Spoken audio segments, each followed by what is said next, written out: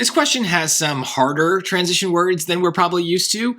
The only one that really fits into our four main categories, and, but, so, and for example, would be choice D. That's basically a classic and word. I would hope that you would know that in addition is adding on some extra point.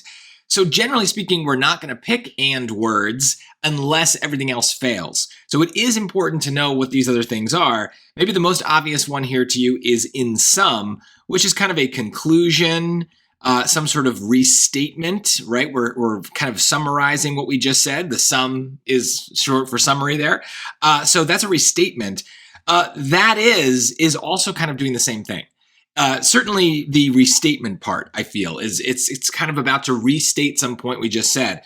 So already knowing how these questions work, if I have two choices that basically mean the same thing, it's very unlikely that one is right and the other is wrong. This is the benefit of knowing what the transition words mean in kind of a dumb summary kind of way, is that we can start to make some choices about them before we even look at the passage. Now, to that end is a little bit more complicated. Here, the word end means something like goal or purpose. Let's take a look at the passage and see if we can kind of fit any of these in the context of what's going on. So Ugandan-American professor Peter Nazareth believed that Elvis Presley's music is best understood not as a homogeneous collection, but as an anthology, because Elvis showcased the contributions of a wide range of gospel, blues, and rock artists.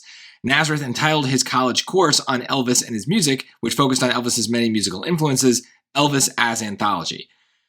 All right, so the dumb summary here is he's saying that we should think of it as an anthology, right? Not as a homogeneous collection, but as an anthology. And you don't need to know what anthology is to know how this relationship is going to go, because they use the word anthology again. And my gut instinct is I want to say something like so, right?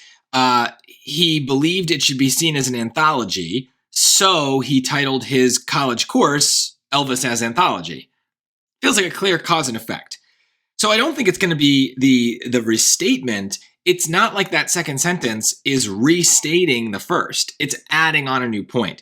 So I didn't think that B and C were going to be right anyway, based on our normal strategy that if two words kind of mean the same thing, two transitions, then they both can't be right. So we can probably cross those out.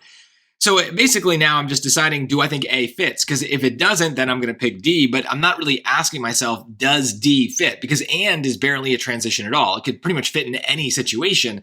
That's why those and words tend to be a last resort for us. We only pick them if we can prove everything else wrong. But here, it feels like some sort of goal or purpose, right, to that end. So it's not quite the same as a so. It's kind of getting there.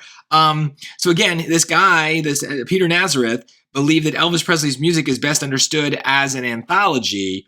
To that end, he entitled his college course Elvis as Anthology.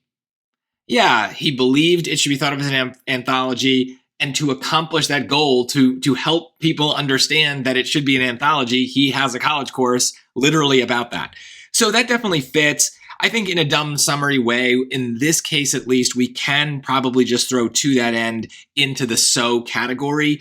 I normally don't do that. I feel like it's a little bit more nuanced, but I think in this case, that's the whole point of a dumb summary anyway, right? Is to dumb it down and kind of remove a lot of that nuance. In this case, I think it does fit. So I wouldn't really have any trouble with this question myself. I think that the trouble most people are going to have is actually going to come from this choice C.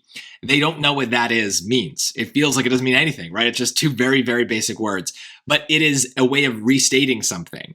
Here's a good example of me using it in context. We should create dumb summaries of the transition words. That is, we should find simpler ways to say the transition phrases so that we understand them better, right?